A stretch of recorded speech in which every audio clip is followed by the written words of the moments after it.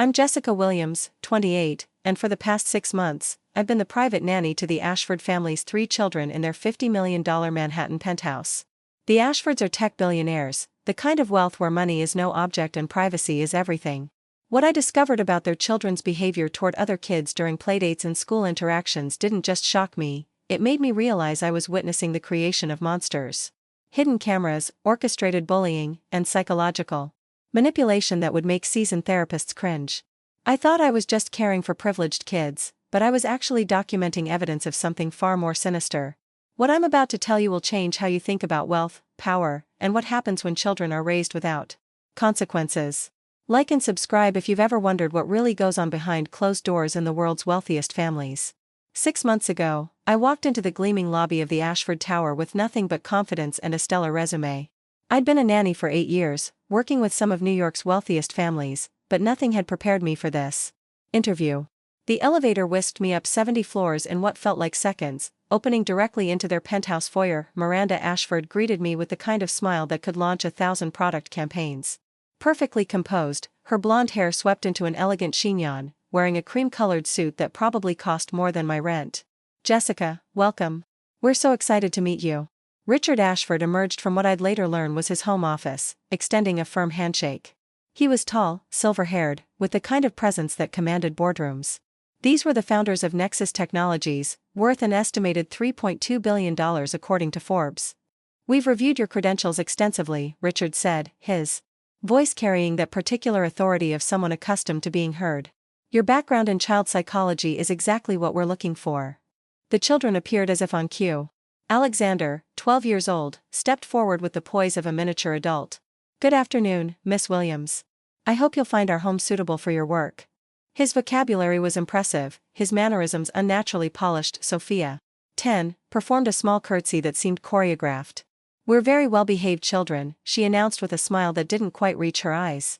There was something about the way she held herself, too controlled, too aware of being watched. Marcus, the youngest at 7, simply stared at me with unblinking brown eyes. When prompted by his mother to say hello, he spoke in a monotone that sent an inexplicable chill down my spine. "Hello, Miss Williams. Will you be staying long?" The question struck me as odd, but Miranda laughed it off. "Marcus is always curious about our staff changes. We've had some turnover recently, nothing unusual for busy families like ours." During the tour of their 8,000-square-foot penthouse, I tried to focus on the practical details. Floor-to-ceiling windows offered breathtaking views of Central Park. The children's wing included individual bedrooms, a shared playroom, and a study area equipped with the latest technology. My quarters were surprisingly luxurious, a private suite with its own bathroom and sitting area. "Privacy is very important to us," Miranda emphasized as she handed me a welcome packet filled with glossy photos of family vacations and charitable events. The images showed the perfect American family, smiling children, devoted parents, moments of joy captured in stunning clarity. "We trust you understand the discretion required in a position like this." The children's behavior during that initial meeting was impeccable. They answered questions thoughtfully, demonstrated their academic achievements, and even performed a brief piano recital. Alexander played Chopin with technical precision, while Sophia and Marcus sang in perfect harmony, yet something felt wrong. The performance was too polished, too rehearsed. These children moved and spoke like they were constantly being evaluated. When they thought no one was looking, I caught glimpses of something else, quick glances between siblings that seemed to communicate volumes, micro-expressions that contradicted their verbal responses. As I prepared to leave, Richard pulled me aside. "We believe children flourish with clear expectations and consistent boundaries. Our previous nannies sometimes struggled with maintaining appropriate authority. We trust that won't be an issue for you." I assured him it wouldn't be, though I wasn't entirely sure what he meant. Walking home that evening, I couldn't shake the feeling that I'd just auditioned for something far more complex than childcare. The welcome packet felt heavy in my bag, not just from the thick cardstock, but from the weight of expectations I didn't yet understand. My first week with the Ashfords felt like stepping into a meticulously choreographed performance. Every morning began at precisely 6:30 a.m. with the family schedule, a color-coded masterpiece that mapped out every minute of the children's day. Piano lessons, Mandarin tutoring, advanced mathematics, debate club, tennis, and swimming. Each activity was rated and tracked, with performance metrics that would make a corporate executive proud. Alexander's schedule was particularly intense. Advanced placement courses, coding bootcamp, junior investment club, and what Miranda called leadership development exercises. At 12, he carried himself with the calculating precision of someone 3 times his age. His conversations were peppered with business terminology, and he discussed market trends with an expertise that felt deeply unnatural. Sophia's routine focused on what Miranda termed social excellence, etiquette classes, public speaking, charity volunteer work, and cultural activities. She moved through each obligation with mechanical perfection, her smile never wavering, her posture never slouching. During piano practice, I watched her fingers dance across the keys while her eyes remained completely detached, as if her body was performing while her mind was elsewhere entirely. Marcus, despite being only 7, maintained a schedule that would exhaust most adults. Academic acceleration programs, memory training, physical conditioning, and something called emotional regulation therapy. What struck me most was his compliance, never a complaint, never a request for free time, never even a yawn during his packed days. The household staff moved around us like ghosts. Mrs. Chen, the housekeeper, had been with the family for 18 months, apparently a record, according to whispered conversations I overheard. The cook, James, kept his interactions brief and professional. When I tried to make friendly conversation, both seemed genuinely nervous about engaging. Previous nannies? Mrs. Chen had said when I asked about my predecessors during my second day. She'd glanced around quickly before shaking her head. They come and go. Best to focus on your own work, Miss Williams. Miranda's attention to the family's public image bordered on obsessive. Every outfit was photographed and catalogued. Every public appearance was rehearsed.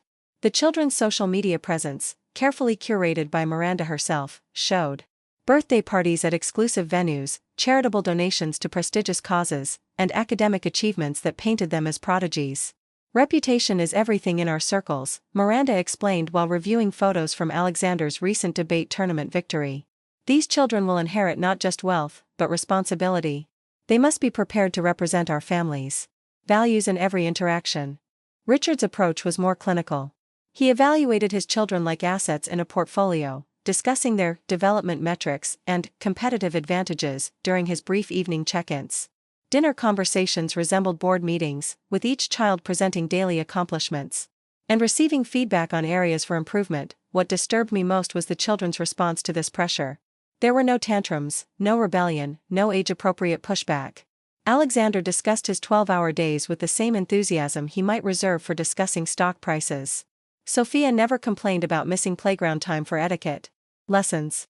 Marcus accepted his intensive tutoring schedule without question. During quiet moments, I tried to connect with them as individuals. When I asked Alexander about his friends, he responded with a list of networking contacts and strategic relationships. Sophia's description of her favorite activities sounded like rehearsed talking points from a corporate presentation. Marcus would simply stare at me with those unsettling brown eyes whenever I asked about his feelings or preferences. The penthouse itself felt more like a corporate headquarters than a home. Every surface was pristine, every room served a specific function. Every interaction felt monitored and evaluated. Family photos lined the walls, but they all looked like professional headshots rather than candid moments of joy. By the end of my first week, I realized I wasn't just caring for 3 children, I was maintaining 3 highly sophisticated performances. And something in their eyes told me that beneath these perfect facades, something far more complex and disturbing was taking shape. The first crack in the perfect facade appeared during my second week, and I almost missed it entirely. I'd started keeping private notes, nothing dramatic, just observations about the children's behavior patterns and emotional responses. What began as professional documentation would soon become something much more urgent. It happened during what should have been a routine playdate. 8-year-old Timothy Morrison arrived with his nanny for an afternoon with Marcus. Timothy was shy, soft-spoken, and clearly intimidated by the opulent penthouse. His family was wealthy by most standards, but the Ashfords operated on an entirely different level. I was in the adjacent room, organizing educational materials, when I heard Marcus speaking in that unnaturally calm voice of his. Timothy, would you like to see something special? But you have to promise not to tell anyone. Through the doorway, I watched Marcus lead Timothy to his bedroom. What I witnessed next made my blood run cold. Marcus had set up what looked like a miniature interrogation scene, a chair positioned under harsh lighting, with Timothy's favorite toy truck placed just out of reach. Sit here, Marcus instructed, his voice carrying an authority that no 7-year-old should possess. If you want your truck back, you need to answer some questions. Timothy complied, confusion evident on his face.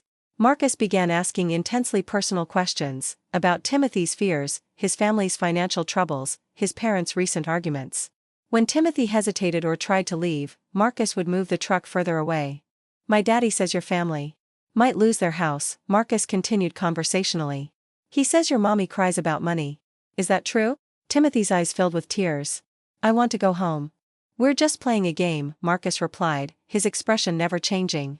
"Answer the question, and you can have your truck." I intervened immediately, entering the room with forced cheerfulness. "Boys, how about we move to the playroom for some activities?" Marcus's reaction was telling. No surprise, no embarrassment, just a calculated assessment of the situation. He handed Timothy the truck with a smile that looked perfectly innocent to anyone who hadn't witnessed the preceding manipulation. Later that evening, I documented the incident in detail, noting the sophisticated psychological tactics Marcus had employed. A 7-year-old shouldn't understand leverage, emotional manipulation, or information extraction. Yet Marcus had demonstrated all three with chilling competence. When Timothy's nanny came to collect him, I noticed the boy's demeanor had completely changed. He was withdrawn, anxious, and kept glancing back at Marcus with what looked like fear. Timothy's nanny mentioned in passing that he'd been having nightmares lately and had become reluctant to attend playdates. That weekend, I decided to address my concerns with Miranda. I found her in her home office, surrounded by publicity photos and charity event planning materials. "Mrs. Ashford, I wanted to discuss Marcus's social interactions. I noticed some concerning behavior during his playdate with Timothy Morrison." Miranda's expression shifted imperceptibly, a flash of something sharp before returning to her polished smile. "Oh? What kind of concerns?" I chose my words carefully, describing the interrogation scenario without using inflammatory language. Miranda listened with the kind of attention that felt more evaluative than concerned. "Jessica, I appreciate your vigilance, but I think you may be overanalyzing childhood play. Marcus is simply intellectually advanced. Sometimes that manifests in unconventional ways. But the emotional impact on Timothy was quite clear. Timothy Morrison is a sensitive child from a family facing significant financial stress," Miranda interrupted smoothly. "His reactions likely stem from his home situation, not from any interaction with Marcus. We can't be responsible for other children's pre-existing vulnerabilities." The dismissal felt like a slap. Miranda's tone carried an unmistakable warning. "Drop this line of inquiry or face consequences." When I attempted to discuss the matter with Richard later that week, his response was even more chilling. "Jessica, the Morrison family has been struggling financially for months. Their sensitivity to social situations is well documented. Our children shouldn't be limited in their intellectual development because other families haven't prepared their children for sophisticated social interactions." He paused, fixing me with a stare that felt like a threat. "I trust you understand that discretion is a fundamental requirement of your position here. Misinterpreting children's play could lead to unfortunate misunderstandings." That night, I made my first truly secret entry in what would become my incident report file. I wrote down every detail of Marcus's behavior, the parents' responses, and my growing certainty that something was fundamentally wrong in this household.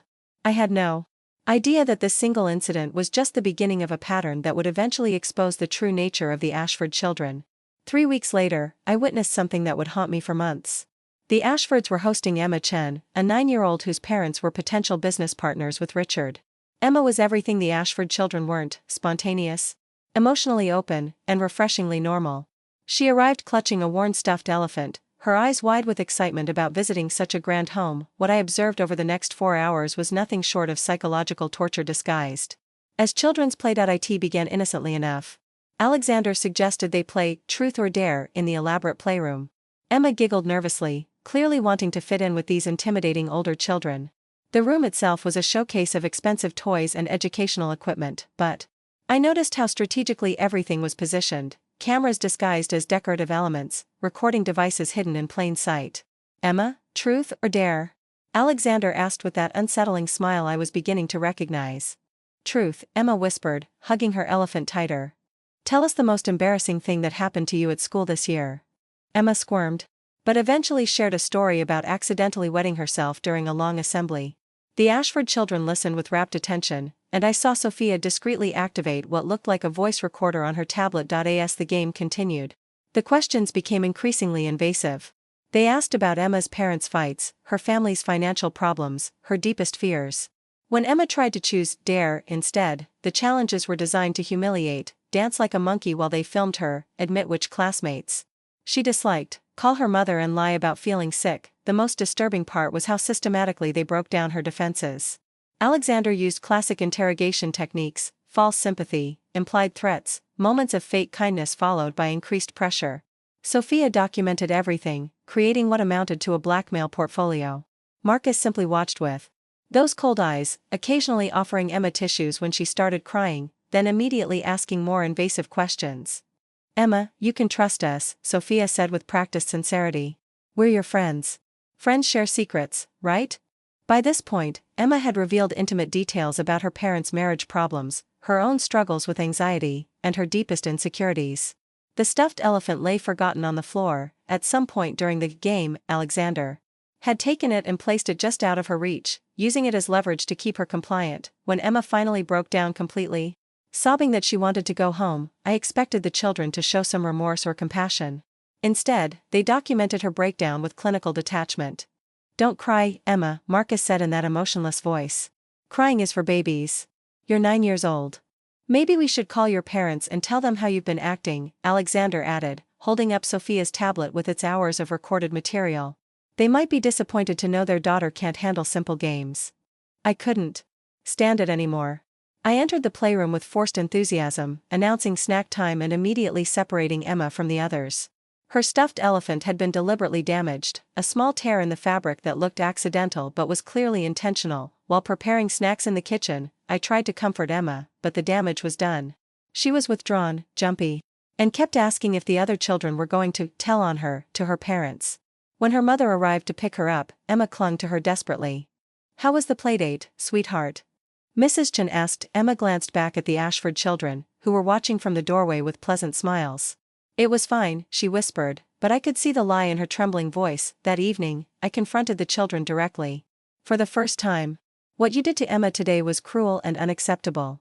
Alexander tilted his head with genuine curiosity. "What did we do wrong?" "We played games that she agreed to participate in. You manipulated and humiliated her." "We learned about her," Sophia corrected matter-of-factly. "Information is valuable." Emma chose to share hers. Marcus simply stared at me with those unblinking eyes. "Emma is weak. Weak people get hurt. That's how the world works." The broken elephant sat on my dresser that night, evidence of deliberate cruelty that the parents would undoubtedly dismiss as an accident. But I knew better. I was beginning to understand that I wasn't caring for children at all. I was witnessing the methodical creation of monsters, and every day I remained silent made me complicit in their development. 2 days after the Emma incident, I received an unexpected phone call that would shatter any remaining illusions about the scope of the Ashford children's behavior.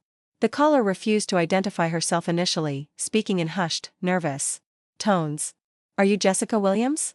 The new nanny for the Ashford family?" "Yes, who is this?" "I can't give my name, but I need to warn you. My daughter goes to school with them. What they did to her," the voice broke off, replaced by quiet sobbing. "We arranged to meet at a coffee shop in Queens, far from Manhattan's elite circles." The woman who arrived was clearly terrified, glancing over her shoulder constantly and speaking barely above a whisper. She handed me an envelope with shaking hands. "This came to our house last week," she said. "No return address, but we know it's from them." Inside was a typed letter, unsigned but unmistakably threatening. "Your daughter shared some interesting information about your family's financial troubles and your drinking problem. It would be unfortunate if this information reached the wrong people. Perhaps Lucy should be more careful about what she says at school." "Lucy is 8 years old," the woman continued, tears streaming down her face. "She's been having nightmares, won't go to school, keeps asking if we're going to lose our house. She won't tell us exactly what happened, just keeps saying the Ashford children know things about us." This anonymous letter became the first piece of external evidence that the children's behavior extended far beyond their home. Over the following weeks, I began my own investigation into their school reputation. Prestigious Whitmore Academy was everything you'd expect from a $50,000 per year elementary institution: immaculate grounds, small class sizes, teachers with Ivy League credentials. But underneath the polished exterior, I discovered a culture of fear surrounding the Ashford children. I started with casual conversations during pickup times, gradually building relationships with other parents and staff. What emerged was a pattern of intimidation, manipulation, and psychological warfare that had been normalized through the family's influence and donations. Mrs. Rodriguez, whose son David was in Alexander's grade, eventually confided in me during a chance encounter at the school library. David used to be such a confident boy, she said sadly. But ever since that incident with Alexander last year, he's been different. Anxious, withdrawn. He begs me not to send him to school some days. When I pressed for details, she explained how Alexander had systematically destroyed David's friendships by spreading carefully crafted lies and half-truths. Alexander would tell one child that David had said something mean about them, then comfort that child and offer to be their friend instead. Within weeks, David was completely isolated. A former third-grade teacher, Miss Patterson, provided even more disturbing insights during a private conversation at a nearby cafe. She'd been let go the previous year after what the school called budget constraints, but she knew the real reason. I tried to document what Sophia was doing to the younger children, she explained, stirring her coffee with nervous energy. Sophisticated bullying tactics, emotional manipulation, blackmail, systematic exclusion. When I brought it to the administration's attention, I was told I was misinterpreting normal childhood conflicts. Ms. Patterson had kept copies of her incident reports, which she showed me reluctantly. Page after page documented Sophia's calculated cruelty, forcing younger children to give up their lunch money, recording embarrassing moments to use as leverage, creating elaborate social hierarchies designed to isolate vulnerable students. The school received substantial donations from the Ashford family, she said bitterly. Over $2 million last year alone. No one wants to jeopardize that relationship by acknowledging that their children are systematically traumatizing other students. Current teachers spoke in whispers about the children's behavior, but none were willing to go on record. The unspoken rule seemed to be that any problems involving the Ashfords were to be handled delicately or ignored entirely. During one particularly revealing conversation, a kindergarten aide mentioned that several families had quietly transferred their children to other schools after difficulties with the Ashford children. We're talking about kids as young as 5 and 6 developing anxiety disorders, she said, looking around nervously. But officially, these transfers were for academic reasons or better fits. The pattern was becoming clear. The Ashford children were predators operating within an institution that had been bought into silence. Their victims were systematically traumatized, then either driven away or intimidated into compliance. And anyone who tried to speak up faced professional and social consequences that effectively ended their careers. That night, I added the anonymous letter to my growing file of evidence, realizing that what I'd witnessed at the penthouse was just the tip of an iceberg. The Ashford children weren't just dangerous at home, they were operating a network of psychological terrorism that extended throughout their school and social circles, protected by wealth and institutional complicity. The discovery that changed everything happened purely by accident. I was helping Alexander with what I thought was a school technology project when I stumbled upon the true scope of their operation. He'd left his laptop open while taking a phone call, and the screen displayed something that made my stomach lurch. It was a folder labeled asset management, a term I'd heard Richard use in business contexts. Inside were hundreds of video files, audio recordings, and digital photographs, all meticulously organized by child's name, date, and what appeared to be threat-level classifications. Emma Chen's file was extensive. The playdate I'd witnessed was just one session in what appeared to be a comprehensive psychological profile. They had recordings of her phone conversations with friends, screenshots of her private messages, even footage from what looked like her bedroom window. The invasion of privacy was staggering and deeply illegal, but Emma wasn't alone. Timothy Morrison, David Rodriguez, Lucy from the anonymous letter, dozens of children had files containing intimate details of their lives, families, and vulnerabilities. Each file included what Alexander had labeled leverage points, information that could be used to manipulate or blackmail the children and their families. The hidden camera I discovered embedded in a decorative robot in the playroom was just one of many. As I explored the files further, I realized the entire penthouse was wired for surveillance. Every guest, every interaction, every moment of vulnerability was being recorded and cataloged. Alexander's technical sophistication was genuinely frightening. At 12 years old, he'd created an operation that would impress corporate intelligence specialists. He'd hacked into school email systems, accessed private family financial records, and even infiltrated social media accounts of children and parents. Sophia's contribution was equally disturbing but focused on social engineering. Her files contained detailed psychological profiles, manipulation strategies, and social media campaigns designed to isolate and humiliate targets. She'd created fake accounts to spread rumors, manipulated group dynamics to exclude specific children, and orchestrated cyberbullying campaigns that appeared to come from multiple sources. One particularly chilling document outlined her project replacement strategy, systematically destroying a target child's friendships and social support system. then positioning herself as the only reliable friend remaining. The psychological manipulation was sophisticated enough to fool mental health professionals. Marcus's role, despite his age, was perhaps the most insidious. His files focused on reconnaissance and acquisition, identifying vulnerable targets, and extracting initial information through what appeared to be innocent child's play. His natural ability to appear harmless and his age made him the perfect scout for gathering intelligence. The scope of their digital surveillance extended far beyond the penthouse. They'd somehow gained access to school security cameras, installed tracking software on other children's devices, and even monitored family communications. The level of technical expertise and resource access suggested significant adult assistance, though the parents maintained plausible deniability. As I scrolled through the files, I found evidence of their long-term planning. Children were ranked by potential value. Those from wealthy or influential families received more attention, while others were classified as practice targets for refining their techniques.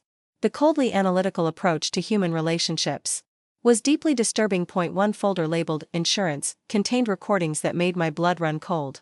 These were confessions extracted from children under psychological duress, admissions of embarrassing incidents, family secrets, even minor rule violations that had been blown out of proportion. The children in these videos were clearly traumatized, speaking through tears while the Ashford children's voices provided encouragement off-camera. I realized with growing horror that I'd been recorded extensively myself. My private conversations with the children, my phone calls with friends, even my personal moments in my supposedly private quarters, everything had been documented and analyzed. They knew about my concerns, my documentation efforts, and my growing awareness of their activities. The most chilling discovery was a file labeled staff management. It contained information about every nanny, housekeeper, and employee who'd worked for the family. Previous nannies hadn't just quit, they'd been systematically driven away through a combination of psychological pressure, blackmail, and professional sabotage. Sarah Martinez, my immediate predecessor, had lasted only 3 months.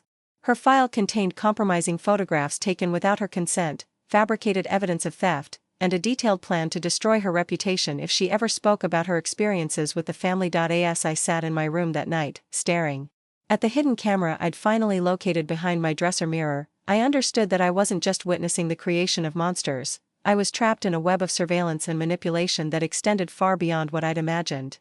The Ashford children weren't just predators, they were running a sophisticated intelligence operation that would make professional criminals envious, and now they knew that I knew. The morning after discovering the surveillance operation, I made a decision that would forever change my understanding of the Ashford family. I confronted Miranda directly, armed with printouts of the most damning evidence and a desperate hope that she was somehow unaware of her children's activities. I found her in the sunroom, reviewing charity auction materials for an upcoming gala. The irony wasn't lost on me, discussing child welfare fundraising while her own children terrorized their peers.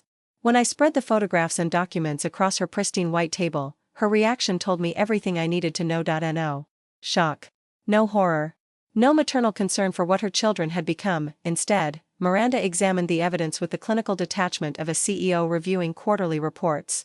She picked up a particularly disturbing recording transcript, 8-year-old Lucy's coerced confession about her father's drinking problem, and read it with the same attention she might give to a restaurant menu.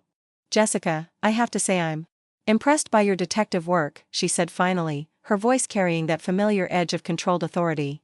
"But I'm curious about your motivation. Are you planning to blackmail us? Because if so, you should understand that you're significantly outmatched." The casual acknowledgement hit me like a physical blow.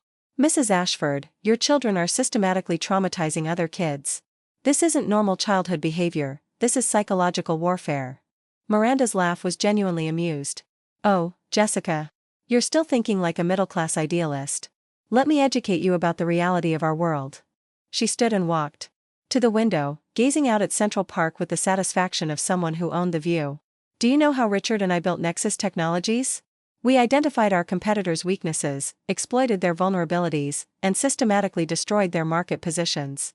We gathered intelligence, manipulated public perception, and eliminated threats before they could become serious challenges." I stared at her, beginning to understand the horrifying truth. "Our children are learning essential life skills," she continued matter-of-factly.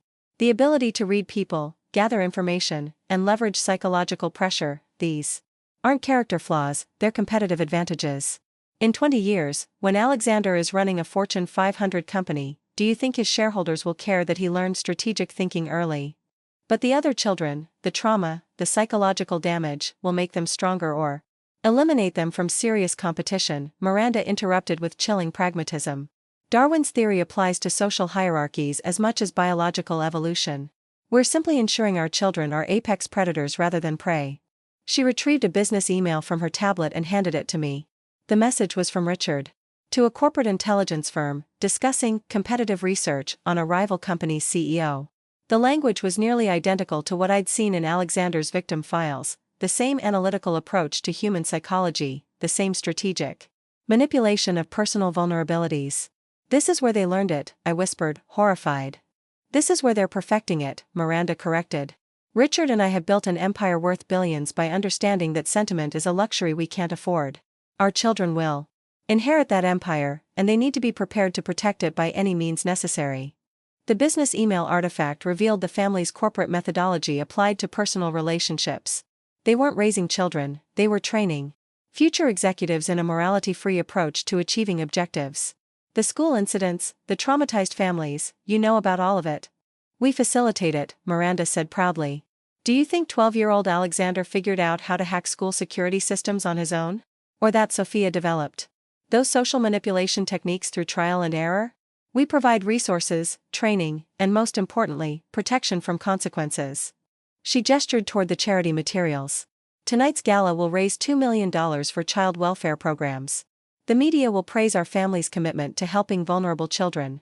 Meanwhile, our own children are learning to identify and exploit vulnerability as a core life skill. The irony is rather elegant, don't you think? When I tried to argue that their approach was creating sociopaths, Miranda's response was even more chilling. Jessica, empathy is a hindrance in competitive environments. Emotional attachment leads to poor decision-making. We're raising children who will be capable of making the hard choices that preserve and expand our family's influence. What about love? What about human connection? Useful tools when properly managed, she replied dismissively. Our children understand that relationships are strategic assets. They'll form appropriate connections when it serves their interests, just as Richard and I do. The conversation ended with Miranda's implicit threat disguised as career advice. You have two choices, Jessica. Accept that you're witnessing advanced education in real-world power dynamics, or find yourself on the wrong side of a family that's very skilled at eliminating obstacles. Your predecessor learned that lesson the hard way. That night, I realized I wasn't working for a family at all. I was embedded in a criminal organization that happened to be raising the next generation of its operatives. And now I had to decide whether to become complicit in their mission or risk everything to expose the truth. Miranda's threat hung over me like a storm cloud, but it also crystallized my determination to find others who had experienced what I was going through. I couldn't be the first person to recognize the Ashford family's true nature, and I refused to believe I was alone in my horror at what these children were becoming. My breakthrough came through Mrs. Chen, the housekeeper who had always seemed nervous around me. After 3 days of careful, indirect conversations, I finally gained her trust enough for her to whisper a single name, Maria Santos. She knows. Finding Maria required detective work that made me feel like a spy in my own life. She'd worked as the Ashfords' previous housekeeper for nearly 2 years before disappearing without notice 6 months ago. Through a network of domestic workers who communicated through encrypted messaging apps, I finally located her working for a family in Queens. Our meeting took place in a crowded subway station during rush hour, Maria's choice, designed to prevent surveillance and recording. She was a small woman in her 50s, but her eyes held the haunted look of someone who'd witnessed something that changed her fundamentally. You found the files, she said immediately, not bothering with pleasantries. It wasn't a question. I nodded, and Maria's shoulders sagged with what looked like relief mixed with resignation. I tried to warn the others, she continued quietly, speaking just loud enough to be heard over the rumble of approaching trains. But they have ways of making sure people stay quiet. Maria reached into her purse and handed me a folded envelope. Worn from handling. I wrote this the night before I was supposed to quit. Never sent it. Too afraid of what they do. The resignation letter was devastating. In careful, precise handwriting, Maria had documented 2 years of witnessing the systematic abuse and manipulation orchestrated by the Ashford children. Her observations were detailed, professional, and utterly damning. The little one, Marcus, she wrote, he watches the cleaning staff like we're insects under a microscope. He asks questions about our families, our children, our fears. Then that information appears in the other children's projects. They know which of us are undocumented, who has sick relatives, who can't afford to lose this job. The letter described a household where every employee lived in constant fear of being destroyed by information the children had gathered. Previous staff members hadn't just quit, they'd been systematically driven away through blackmail, fabricated accusations, and calculated psychological pressure. Elena Vasquez, the cook before James, Maria explained as I read.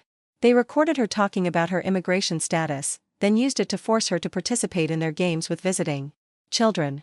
When she refused, they had her deported within a week. Maria's documentation revealed a pattern of staff turnover that wasn't random but deliberately orchestrated. The Ashfords maintained a revolving door of employees to prevent anyone from gathering too much evidence or building relationships that might lead to coordinated resistance. But some of us stay in touch, Maria said with quiet defiance. There's a group, former nannies, housekeepers, drivers. We try to warn new people, but it's difficult. The family's reach is extensive. She gave me contact information for 3 other women: Sarah Martinez, my immediate predecessor as nanny, Ana Gutierrez, a former driver, and Catherine Walsh, a governess who'd lasted only 6 weeks before fleeing. Over the following days, I made contact with each of them. Their stories were remarkably consistent and increasingly terrifying. Sarah had been blackmailed with fabricated evidence of theft when she tried to report Alexander's behavior to child services. Ana had been forced to participate in surveillance operations, using her access to school pickup areas to photograph and gather information about other families.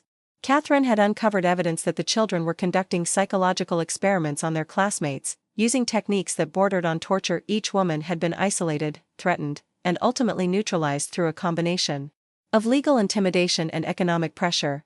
The Ashfords legal team had pursued frivolous lawsuits, filed false police reports, and used their influence to damage these women's professional reputations. The NDAs are just the beginning, Sarah explained during an encrypted video call.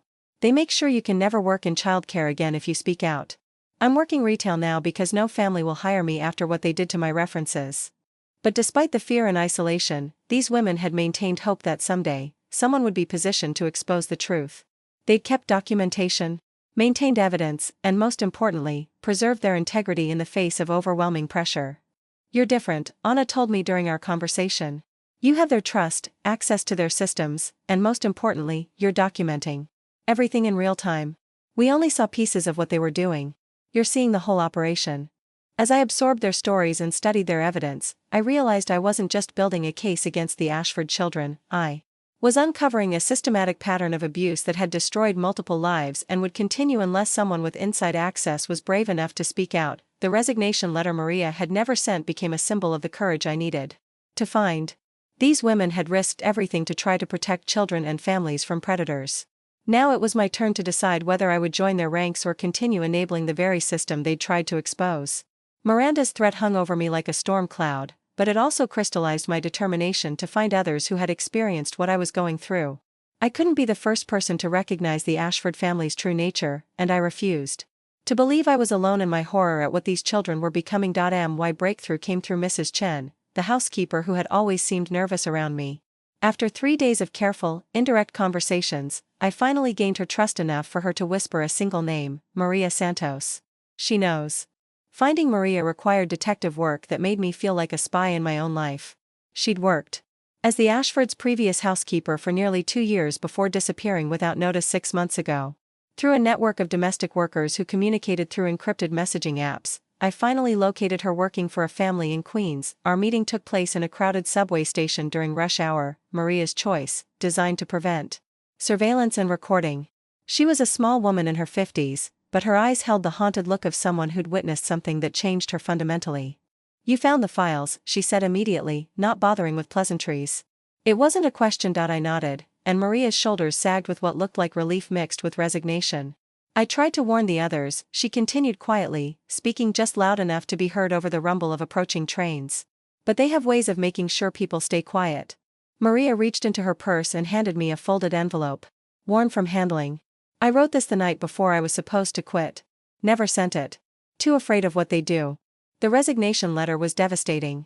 In careful, precise handwriting, Maria had documented 2 years of witnessing the systematic abuse and manipulation orchestrated by the Ashford children. Her observations were detailed, professional, and utterly damning. The little one, Marcus, she wrote, he watches the cleaning staff like we're insects under a microscope. He asks questions about our families, our children, our fears.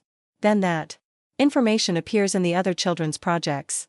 They know which of us are undocumented, who has sick relatives, who can't afford to lose this job. The letter described a household where every employee lived in constant fear of being destroyed by information the children had gathered. Previous staff members hadn't just quit, they'd been systematically driven away through blackmail, fabricated accusations, and calculated psychological pressure. Elena Vasquez, the cook before James, Maria explained as I read. They recorded her talking about her immigration status, then used it to force her to participate in their games with visiting children. When she refused, they had her deported within a week. Maria's documentation revealed a pattern of staff turnover that wasn't random but deliberately orchestrated. The Ashfords maintained a revolving door of employees to prevent anyone from gathering too much evidence or building relationships that might lead to coordinated resistance. But some of us stay in touch, Maria said with quiet defiance. There's a group, former nannies, housekeepers, drivers. We try to warn new people, but it's difficult. The family's reach is extensive. She gave me contact information for 3 other women: Sarah Martinez, my immediate predecessor as nanny, Ana Gutierrez, a former driver, and Catherine Walsh, a governess who'd lasted only 6 weeks before fleeing. Over the following days, I made contact with each of them. Their stories were remarkably consistent and increasingly terrifying. Sarah had been blackmailed with fabricated evidence of theft when she tried to report Alexander's behavior to child services. Ana had been forced to participate in surveillance operations, using her access to school pickup areas to photograph and gather information about other families. Catherine had uncovered evidence that the children were conducting psychological experiments on their classmates, using techniques that bordered on torture. Each woman had been isolated, threatened, and ultimately neutralized through a combination of legal intimidation and economic pressure. The Ashfords legal team had pursued frivolous lawsuits, filed false police reports, and used their influence to damage these women's professional reputations. The NDAs are just the beginning, Sarah explained during an encrypted video call.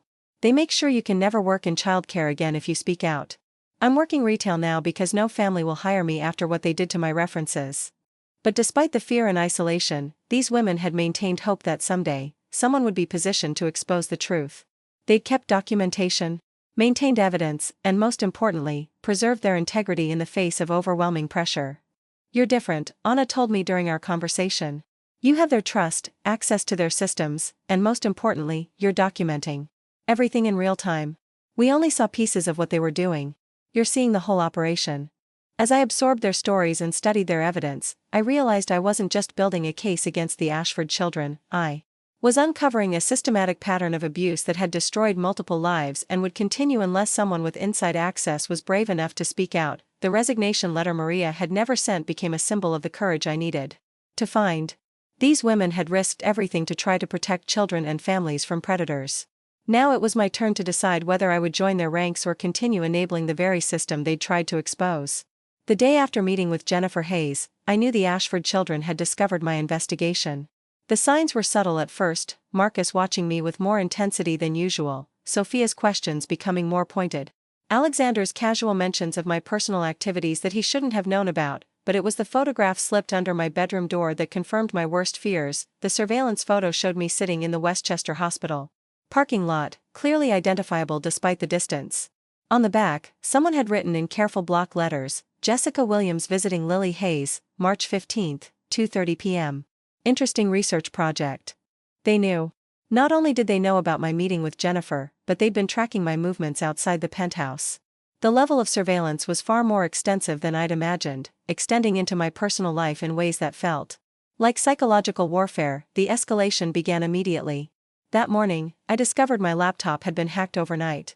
My personal emails, social media accounts, and private documents had all been accessed and analyzed.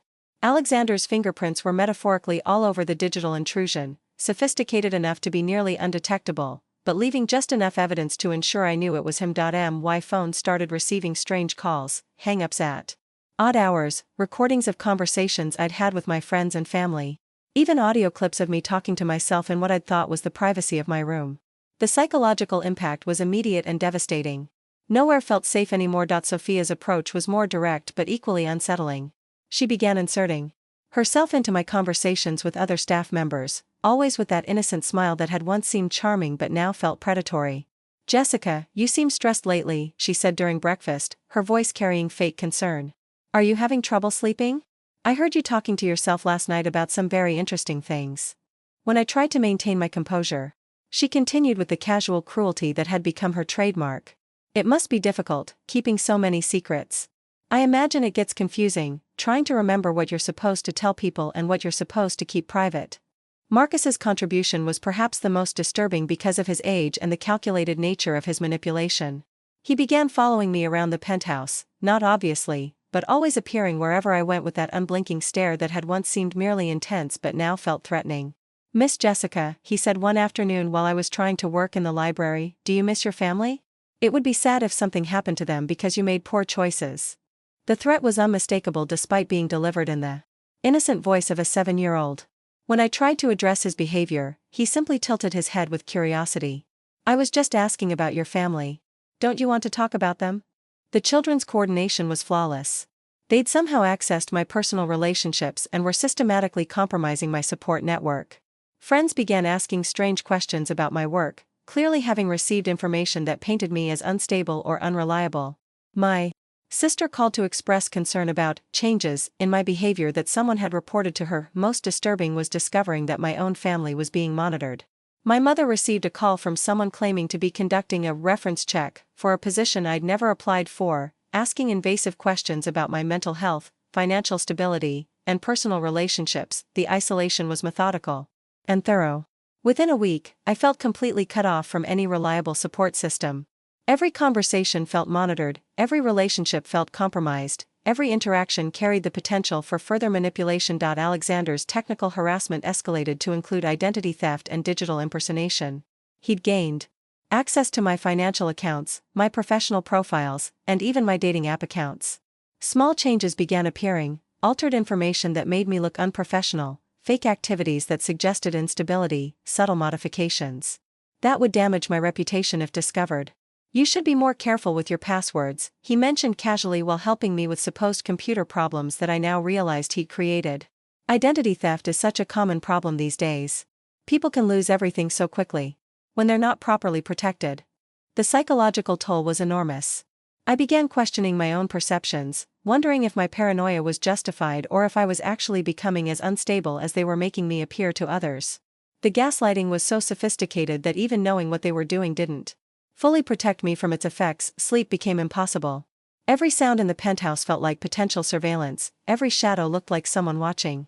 The children had created an environment where I felt constantly observed and perpetually threatened, even when I was technically alone. During one particularly bad night, I found myself checking under furniture for recording devices, taping over camera lenses, and even speaking to myself in whispers to avoid giving them more material to use against me. The irony wasn't lost on me. In trying to protect myself from their manipulation, I was exhibiting exactly the kind of unstable behavior they could use to discredit me. The photograph under my door became a daily reminder of my vulnerability. Each morning brought new evidence that my movements were being tracked, my communications monitored, my relationships compromised.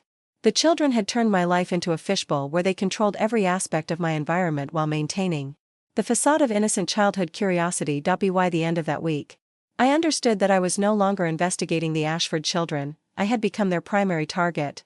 And unlike their previous victims, I couldn't simply transfer schools or move away. I was trapped in their home, surrounded by their surveillance network, with nowhere to run and no one left to trust. The call came at 3:17 a.m. on a Tuesday, piercing through my restless sleep like a knife. The caller ID showed Jennifer Hayes, and I knew immediately that something terrible had happened. "She tried again," Jennifer sobbed into the phone. "Lily tried again.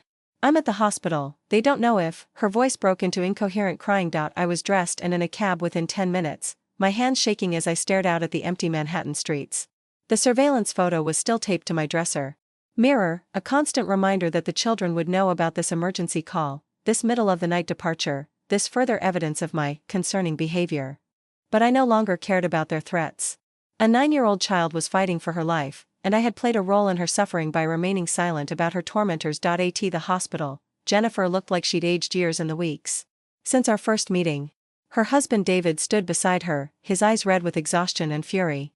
They barely acknowledged my arrival. Their entire focus was on the intensive care unit where their daughter was being treated for a massive overdose of sleeping pills. "She left this," Jennifer whispered, handing me a crumpled piece of paper. Covered in a child's careful handwriting, the suicide note was devastating in its simplicity and clarity. I can't make the hurt stop. Sophia knows everything about me and she won't let me forget. She says she'll tell everyone our secrets and daddy will lose his job and mommy will cry more. I'm tired of being scared all the time. I'm tired of pretending I'm okay when I'm not. Maybe if I'm gone, she'll leave my family alone. I'm sorry I wasn't strong enough. I love you. As I read those words, written by a child who should have been worrying about homework and friendships instead of psychological warfare and family destruction, something inside me snapped. The months of documentation, the careful gathering of evidence, the strategic planning for eventual disclosure, all of it felt like cowardice in the face of this immediate, life-threatening crisis. David Hayes grabbed my arm with desperate intensity. You work for them. You see what they're really like. Can you make this stop? Can you make them leave our daughter alone? The pleading in his voice broke my heart. These parents had tried everything: therapy, legal action, changing schools, even moving to a different neighborhood. But the Ashford children's reach was too extensive, their resources too vast, their methods too sophisticated. Lily couldn't escape because her tormentors had elevated psychological abuse to an art form. She's been having nightmares about Sophia for months, Jennifer explained, clutching Lily's jacket like a lifeline. Waking up screaming, afraid to go to sleep, afraid to wake up. She keeps saying that Sophia visits her in her dreams, showing her recordings, threatening to hurt us if she doesn't cooperate. I realized with growing horror that the children hadn't stopped their campaign against Lily even after she'd left their school. They'd continued the psychological torture remotely, using digital harassment and long-distance manipulation to maintain their control over a child who was already traumatized beyond repair. Dr. Chen arrived to update us on Lily's condition. The overdose had been massive: 60 sleeping pills stolen from her parents' medicine cabinet over several weeks. She was alive, but the damage to her liver and kidneys was extensive. Even if she survived, the physical recovery would take months. The psychological component concerns me more than the medical issues, Dr. Chen said quietly. Lily's last words before losing consciousness were about someone named Sophia knowing her secrets. She seems to believe that even death won't protect her family from whatever threat she's facing. That's when I made the decision that would change everything. Standing in that hospital corridor, watching two parents destroy themselves trying to save their daughter from monsters who wore the faces of children, I knew I couldn't wait any longer for the perfect moment or the complete evidence file. Dr. Chen, I said, my voice steady for the first time in weeks, I have information about Sophia and the systematic abuse Lily has endured. I work for the Ashford family, and I've been documenting what their children do to other kids. I think Lily's case is part of a much larger pattern. The relief on Jennifer's face was immediate and profound. You'll help us? You'll tell people what they're really like? I'll do more than that, I promised, though I wasn't sure exactly what more meant yet. I'm going to make sure they can never hurt another child the way they've hurt Lily. Dr. Chen's interest was immediate and professional. If you have documentation of systematic abuse, that could be crucial for Lily's treatment and recovery. Understanding the specific manipulation techniques used against her will help us develop appropriate therapeutic interventions. As I sat in that hospital waiting room, drafting the first of what would become dozens of detailed reports, I felt the weight of moral responsibility settling over me like armor. The Ashford children had made one critical mistake: they'd pushed their psychological warfare too far, creating a victim whose suffering was too visible to ignore and a witness who was finally ready to risk everything to stop them. The suicide note in my hands became more than evidence, it was a call to action that I could no longer rationalize ignoring. Lily Hayes was fighting for her life because I had been too cautious, too strategic, too concerned with my own safety. That ended tonight. Starting tomorrow, the Ashford children would discover what it felt like to be hunted by someone who understood their methods and had access to their secrets. The predators were about to become prey.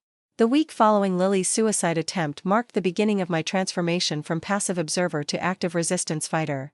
I returned to the Ashford penthouse with a new purpose, not just to document their crimes, but to build an irrefutable case that would finally bring consequences for their actions. My first priority was securing digital evidence that couldn't be dismissed or destroyed. Working with Ana Gutierrez, the former driver who had maintained contact with our informal network of survivors, I acquired specialized software designed for corporate whistleblowers. The flash drive she provided was military-grade, capable of copying encrypted files, bypassing security protocols, and creating forensic-quality evidence that would hold up in court. You get one chance at this, Ana warned during our clandestine meeting in a Brooklyn parking garage. Once they know you've accessed their core systems, they'll lock everything down and probably destroy evidence. Make sure you get everything on the first attempt. The operation required careful timing and significant risk. I had to wait for a window when all family members would be away simultaneously, something that rarely happened given their overlapping schedules and constant surveillance of each other.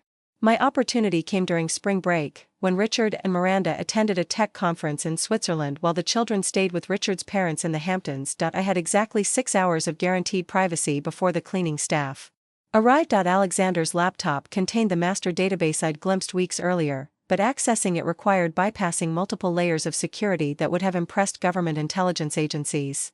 The password protection alone involved biometric scanning, multi-factor authentication, and encrypted keys that changed hourly, but Alexander had made one crucial mistake: he'd underestimated my background in computer science and my determination to uncover the truth. Using the specialized software and techniques Anna had taught me, I methodically worked through his security systems while documenting every step of the process. The files I discovered exceeded my worst expectations. The Asset Management folder contained detailed profiles on over 200 children and their families, spanning 3 years and multiple schools. Each profile included psychological vulnerabilities, family financial information, personal secrets, and strategic plans for exploitation. More disturbing were the project files, systematic campaigns designed to destroy specific children's mental health, social standing, or family stability. Project Lily had lasted 8 months and included detailed psychological manipulation techniques, trigger identification, and escalation protocols. The clinical precision was terrifying. Sophia's social engineering database was equally sophisticated.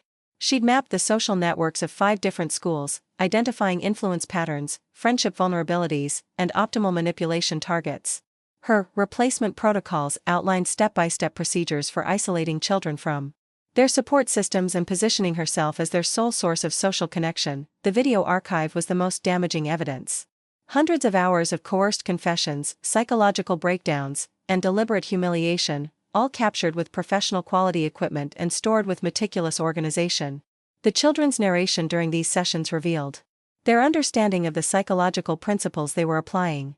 Notice how she deflects when asked about her father's drinking, Alexander's voice commented during one particularly disturbing recording. Classic avoidance behavior. We can use shame and guilt to access that vulnerability more effectively next time. Marcus's files focused on target identification and initial intelligence gathering.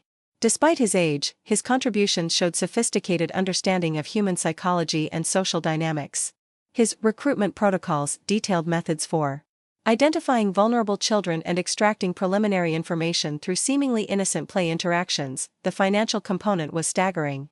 The children had access to family accounts totaling millions of dollars, which they used to fund their operations, purchasing surveillance equipment, hiring private investigators, and even paying for professional psychological consultations to refine their techniques. But the most damning evidence was the family communication logs. Encrypted messages between Richard, Miranda, and the children revealed their collaborative approach to psychological warfare. The parents weren't just enabling their children's behavior, they were actively coaching them in advanced manipulation techniques. Remember to document the emotional responses, Miranda had written to Sophia. Effective psychological profiling requires understanding both conscious and unconscious reactions to stress stimuli.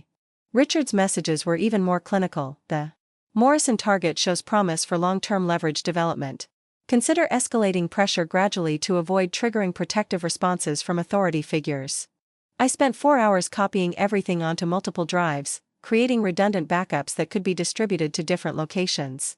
The evidence filled several terabytes of storage, enough to definitively prove systematic child abuse, criminal conspiracy, and psychological terrorism, but securing the evidence was only the first step. I also needed witness testimony, expert analysis, and legal partnerships that could withstand the Ashford family's inevitable counterattack. The flash drive in my hands contained proof of their crimes, but transforming that proof into justice would require careful strategic planning. As I prepared to leave the penthouse that day, I placed the original flash drive in a safety deposit box I'd rented under a false name, while keeping copies hidden in multiple secure locations. For the first time since discovering the children's true nature, I felt like I had real power to stop them. The evidence was irrefutable, comprehensive, and professionally documented. Now I needed to find people brave enough to help me use it. Knowing that the Ashford family would stop at nothing to silence anyone who threatened their carefully constructed facade of respectability, the war between truth and wealth was about to begin, and I was finally armed for bat. The confrontation I'd been dreading and planning for months finally came 3 days after I'd secured the evidence. I chose the timing deliberately, a Saturday evening when the entire family would be gathered for their weekly performance review session, a ritual I'd observed but never fully understood until now. I entered the main living room carrying a tablet loaded with their most damning files and a small recording device that I'd positioned to capture everything that was about to unfold. The family was arranged in their typical formation, Richard and Miranda on the elegant sectional sofa, the 3 children seated across from them like defendants awaiting judgment. "I need to speak with all of you," I announced, my voice steadier than I'd expected. "About what's really been happening in this household." Miranda's response was immediate and practiced. "Jessica, if this is about your concerns regarding normal childhood behavior, it's about systematic psychological abuse, criminal surveillance, and the deliberate traumatization of dozens of children," I interrupted, placing the tablet on the coffee table between us. "And it's about a 9-year-old girl who tried to kill herself because your children turned her life into a living nightmare." The silence that followed was deafening. Richard's expression shifted from mild annoyance to sharp calculation. The children exchanged those familiar glances that I now understood were tactical communications. Alexander was the first to speak, his voice carrying that unsettling adult authority. "Miss Williams, I think you may be experiencing some kind of mental health crisis. Perhaps we should call someone to help you. Like you helped Lily Hayes?" I replied, activating the tablet to display her suicide note. "Or Timothy Morrison? Or the dozens of other children you've systematically destroyed for entertainment?" Miranda stood up, her composure finally cracking. "Jessica, you're clearly having some kind of breakdown. I think it's best if you pack your things and sit down, Miranda," I said with an authority that surprised everyone, including myself. "Because I'm about to show you exactly what your children have been doing, and exactly what evidence I have of your participation in their crimes." I began with the video files, recordings of the children torturing their victims, complete with their own commentary explaining the psychological techniques they were employing. The first clip showed Alexander interrogating a 7-year-old until the child broke down in tears, while Alexander calmly explained to the camera how he was exploiting specific trauma responses. Richard's face went pale as he recognized the professional quality of the surveillance equipment and the sophisticated nature of the operation. These weren't amateur recordings, they were the product of serious resources and extensive planning. "Where did you get these?" he demanded, but his voice lacked its usual authority. "From your own systems," I replied, advancing to Sophia's social engineering files. "Your daughter has detailed psychological profiles on over 200 children. She's documented their vulnerabilities, their family secrets, their fears, and she's used that information to systematically destroy their lives." Sophia's reaction was telling. No shock, no denial, just cold calculation as she assessed how much I'd discovered and what her options were for damage control. "You accessed my private files without permission," she said with the indignation of someone whose intellectual property had been stolen. "That's illegal. What's illegal is using those files to blackmail and psychologically torture other children." I shot back, showing them Marcus's recruitment protocols. "Your 7-year-old brother has documented methods for identifying vulnerable targets and extracting information that can be used for blackmail." Marcus simply stared at me with those unblinking eyes, showing no emotional response to being exposed. The lack of shame or fear was perhaps more disturbing than anything else I'd witnessed. The recording device I'd activated captured Richard's next words with perfect clarity. "How much do you want?" The question hung in the air like a confession. Not denial, not outrage, not demands for proof, just the immediate assumption that I was there for money. "I don't want your money," I said, feeling a surge of moral clarity. "I want you to stop. I want you to get your children professional help. And I want you to face consequences for what you've done to innocent families." Miranda's laugh was genuinely amused. "Oh, Jessica. You still don't understand who you're dealing with, do you?" She pulled out her phone and began making calls. Within minutes, 3 men in expensive suits arrived at the penthouse, clearly lawyers who'd been on standby for exactly this type of emergency. "Miss Williams has been exhibiting concerning behavior for weeks," Miranda explained to the lawyers. With practiced ease. "Paranoid delusions, inappropriate access to private family information, threats against our children. We're concerned for her mental health and our family's safety." The gaslighting was immediate and sophisticated. They had documentation of my erratic behavior, witness statements from staff members who'd been coerced into reporting my concerning questions, and what appeared to be evidence of my unauthorized access to family computers, but I was ready for their counterattack. "Gentlemen," I said, addressing the lawyers directly, "I have copies of these files stored in multiple secure locations. I have witness testimony from previous employees and affected families. And I have expert analysis from child psychologists who've reviewed the evidence. This isn't going away with threats or legal intimidation. Alexander's response chilled me to the bone. Miss Williams, you seem to forget that we know everything about you. Your family, your friends, your financial situation, your personal secrets. Are you sure you want to make this a war? The threat was unmistakable, but I'd prepared for this moment for weeks. Alexander, I said, meeting his cold stare with my own determination, I'm sure you do know everything about me. But now the world is going to know everything about you. I activated the dead man switch I'd programmed into my phone, a signal that would automatically release copies of all evidence to law enforcement, media contacts, and child protection agencies if I didn't check in every 12 hours. For the first time since I'd known them, the Ashford children looked genuinely afraid. The first news article appeared online 18 hours after my confrontation with the Ashfords, published by an investigative journalist I'd contacted through my network of former employees.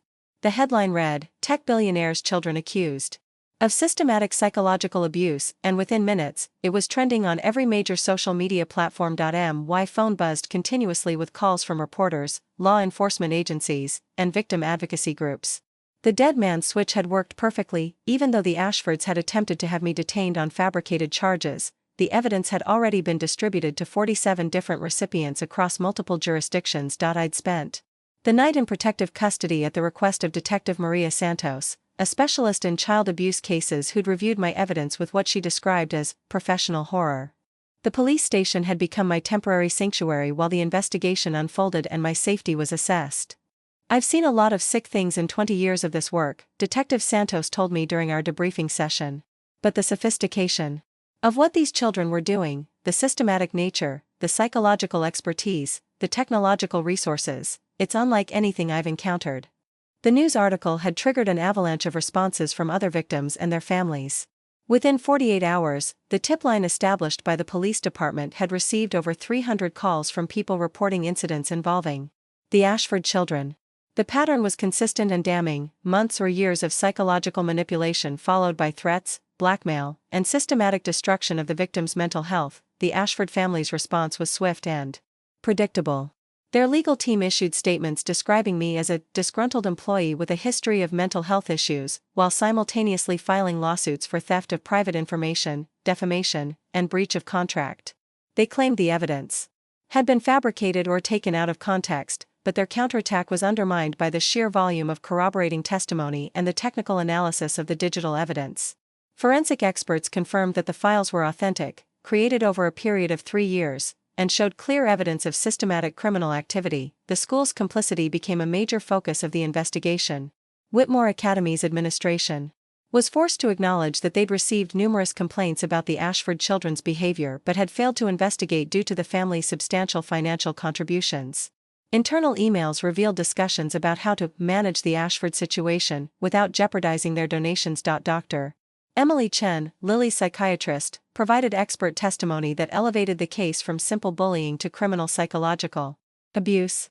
Her analysis of the manipulation techniques documented in the evidence showed deliberate application of psychological principles that could only have been learned through extensive training or coaching. These children were employing advanced interrogation techniques, systematic gaslighting, and targeted trauma induction, Dr. Chen explained to reporters. The level of sophistication suggests adult guidance and resources far beyond what any child could access independently. The financial investigation revealed the stunning scope of the operation. The children had access to family accounts totaling $50 million specifically designated for what internal documents called competitive intelligence and strategic relationship management. Receipts showed purchases of professional surveillance equipment, payments to private investigators, and consulting fees to psychological manipulation experts. Former staff members began coming forward with their own experiences. Sarah Martinez's fabricated theft charges were exposed as retaliation for attempting to report the children's behavior.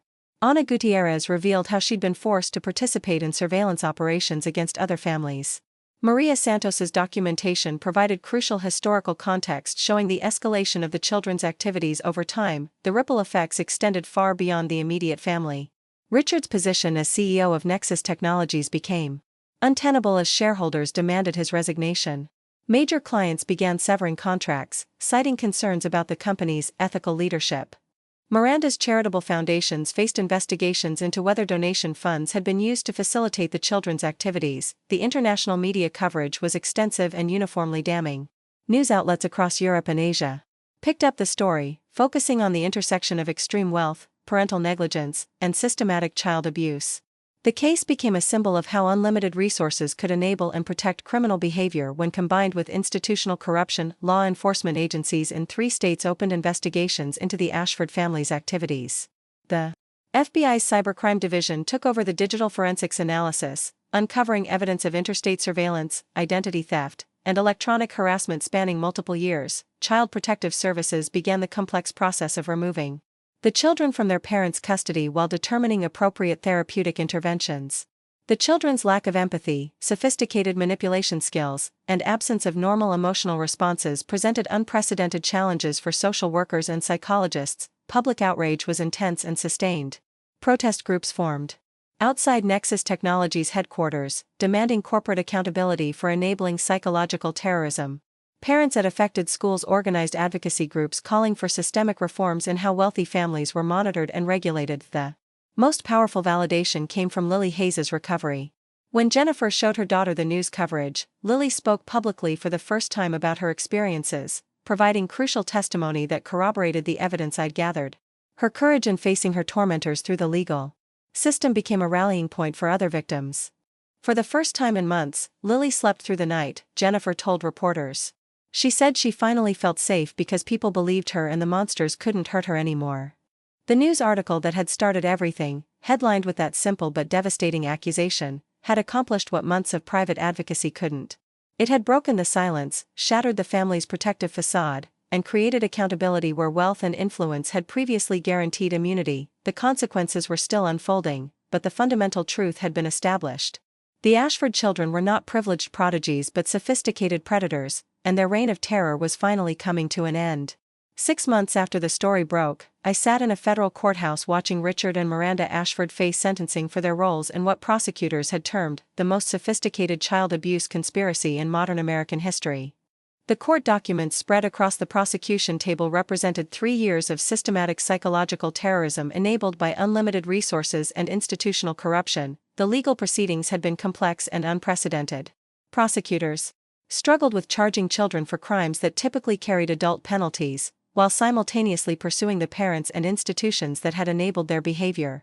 The solution involved a combination of juvenile intervention, civil liability, and criminal charges against the adults who had facilitated the operation. Richard received 12 years in federal prison for conspiracy to commit psychological abuse, cybercrime, invasion of privacy, and using corporate resources to facilitate criminal activity. His business empire had collapsed within months of the initial revelations. Nexus Technologies filed for bankruptcy after mass client defections and shareholder lawsuits. Miranda's sentence was equally severe, 10 years for child endangerment, conspiracy, and what the judge called deliberate cultivation of sociopathic behavior in minor children. Her charitable organizations were dissolved, their assets redistributed to actual victim support services. The children faced a different kind of justice. Alexander, Sophia, and Marcus were removed from their parents' custody and placed in a specialized residential treatment facility designed for juveniles with severe psychological disorders. The program would last a minimum of 5 years, with the possibility of extension if they remained dangerous to society. Dr. Emily Chen, who had become the leading expert on their case, provided regular updates on their progress. The results were mixed and troubling. Alexander shows the most awareness of his actions, but also the most sophisticated resistance to treatment, she explained during one of our consultations. He understands intellectually that his behavior was harmful, but he lacks genuine empathy for his victims. He's learned to simulate appropriate emotional responses without actually experiencing them. Sophia had proven to be the most challenging case. Her social manipulation skills were so ingrained that she automatically attempted to manipulate her therapists, fellow patients, and anyone she encountered. She views every interaction as a game to be won, Dr. Chen noted. Rehabilitation requires her to develop genuine human connections, but she sees emotional vulnerability as weakness to be exploited. Marcus presented a different challenge entirely. At 8 years old, his psychological development had been so thoroughly warped that distinguishing between learned behavior and innate characteristics was nearly impossible. He shows moments of normal childhood behavior, but they're inconsistent and often seem performative, Dr. Chen explained. The question is whether we're treating a damaged child or a developing sociopath.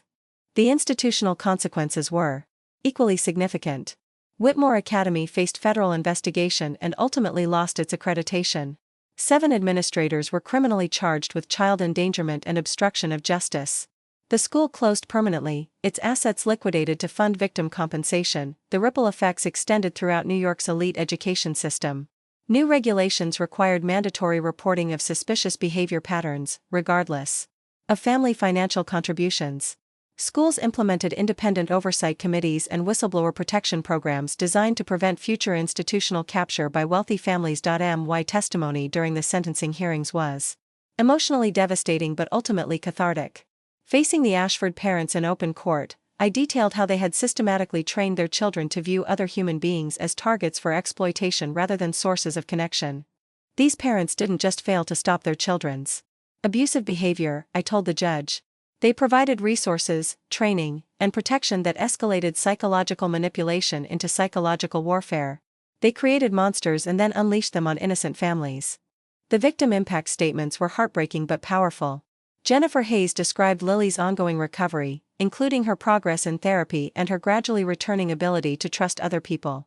Other families shared similar stories of children who were slowly healing from systematic psychological trauma, but the most significant moment came when Timothy Morrison, now 10 years old, addressed the court directly.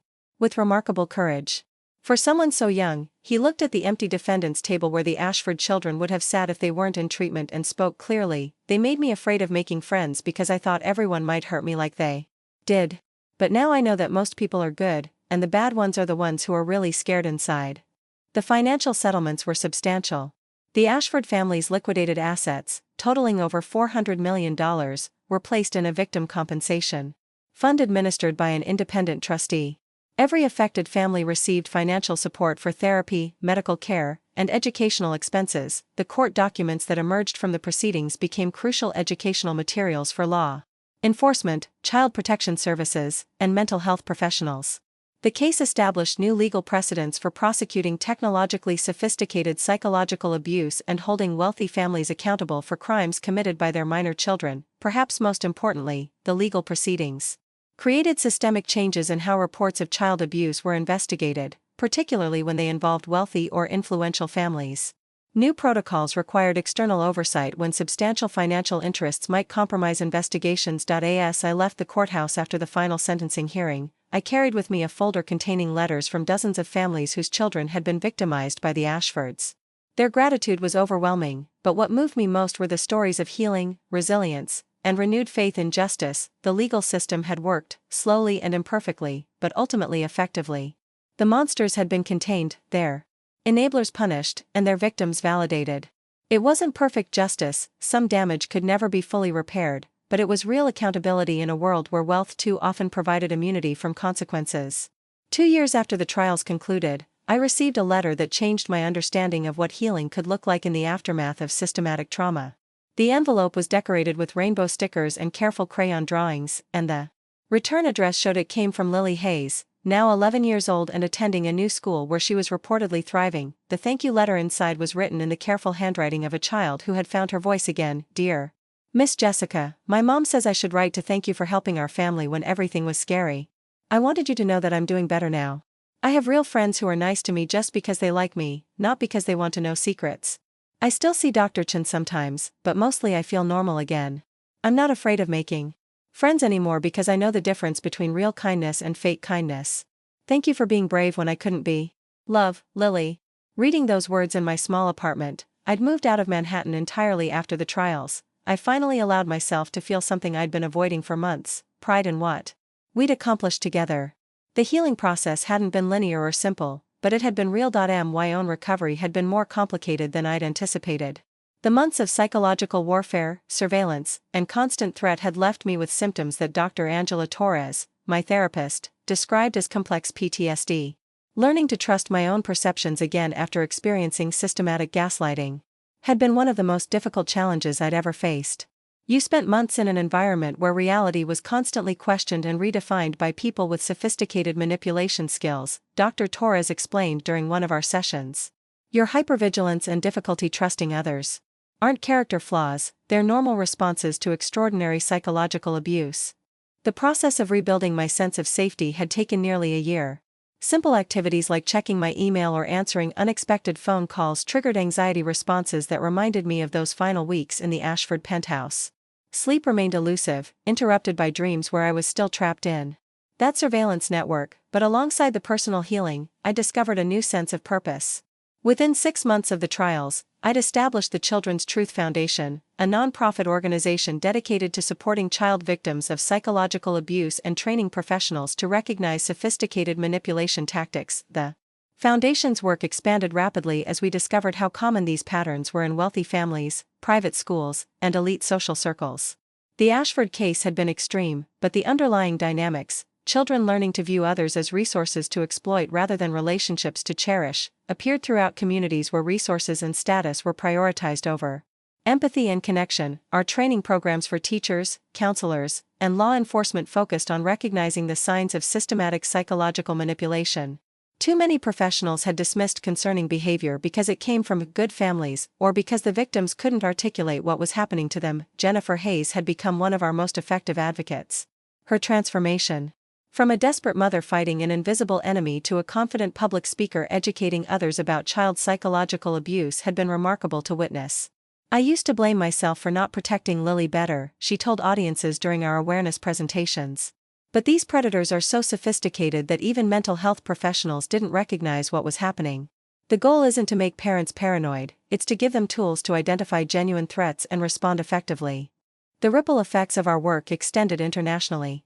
Child protection agencies in 12 countries had adopted protocols based on our research, and several academic institutions had established programs studying the intersection of wealth, power, and child abuse. Dr.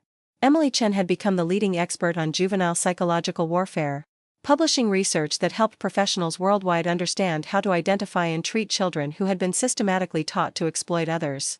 Her work with the Ashford children continued, providing crucial insights into rehabilitation possibilities for young sociopaths.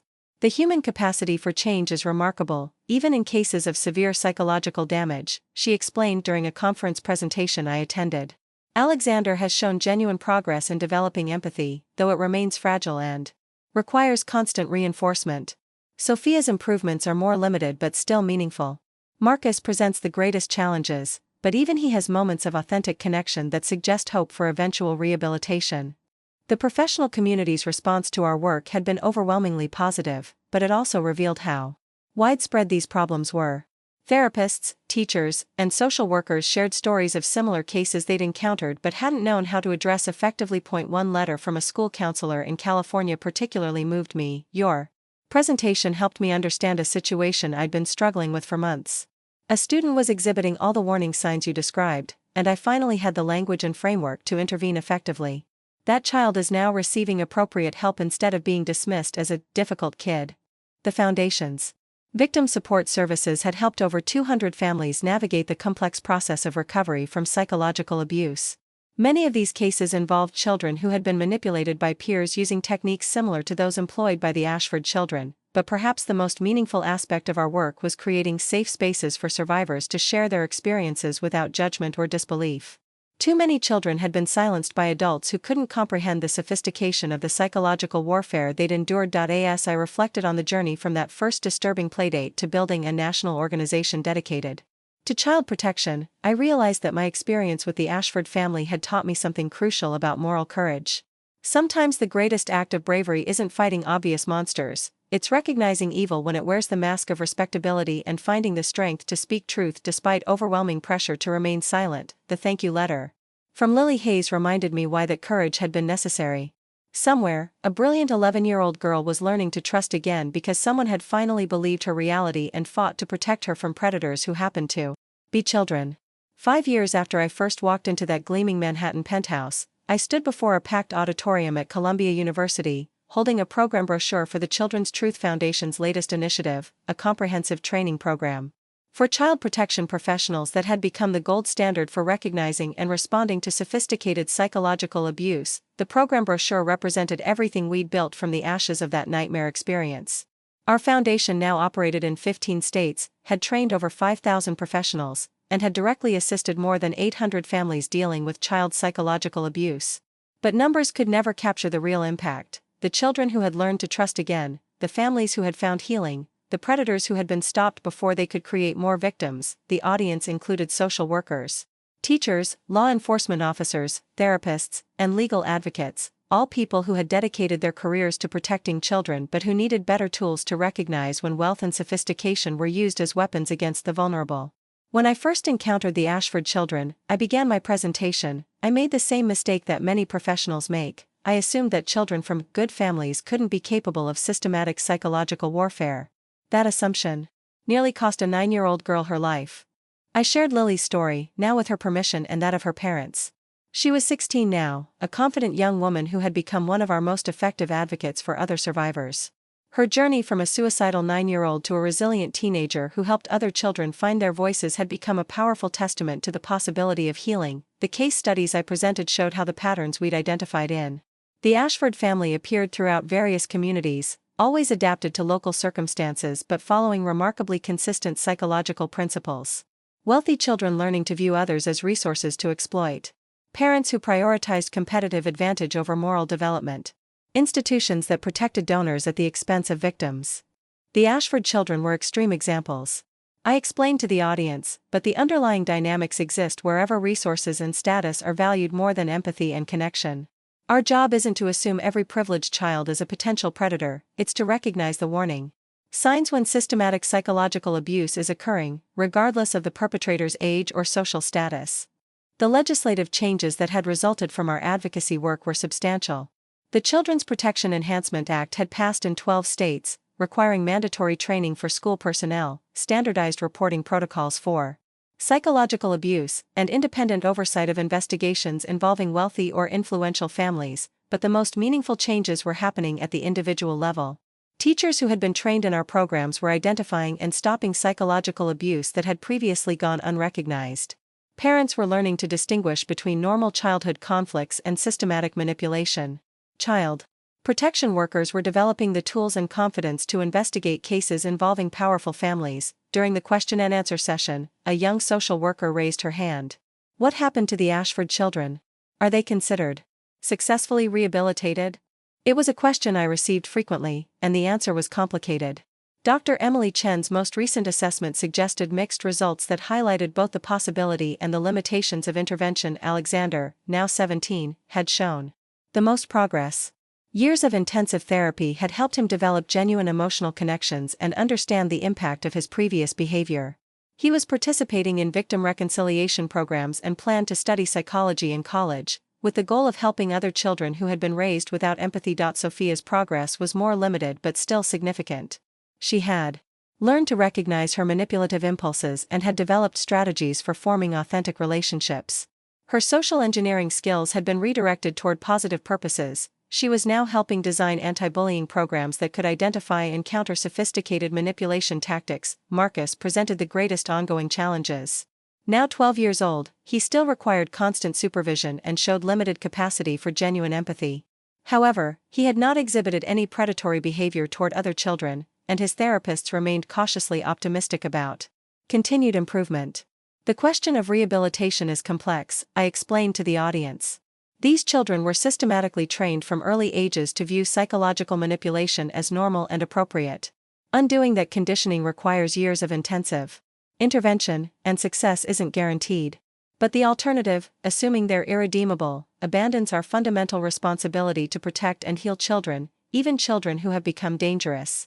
The most powerful moment of my presentation came when I shared updates from victim families. Timothy Morrison was now 15 and had become a peer counselor for other children dealing with bullying and manipulation.